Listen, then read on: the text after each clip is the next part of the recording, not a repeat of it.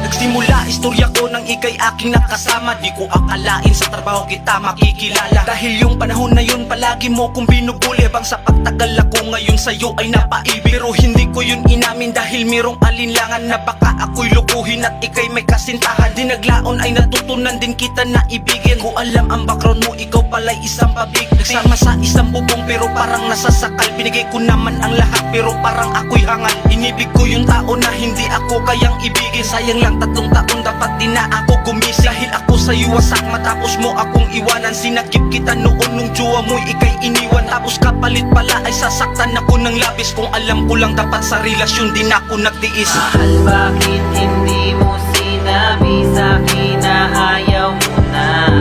Sinaktan mo lang ang tulad ko. Ang pagkukulang kong nagawa, bakit hindi mo sinabi? Iniwan mo na lang ako ngayong nag-iisa. Alam ko lang noon na dapat di ka na pinili. Sayang lang ang panahon at oras na sa'yo'y nawili. Nalimutan ko lahat, makasama lamang kita. Pero ano ang sinukli, iniwanan mo mag-isa. Dumating pa sa punto na ako sa'yo ay nag-propose. Pero ang pagsasama natin ay maaga mong tinapos. Alam ko may pagkukulang ako pero ganun ka din. Habang ako'y nagmamahal, ikaw naman sa iba ang tingin.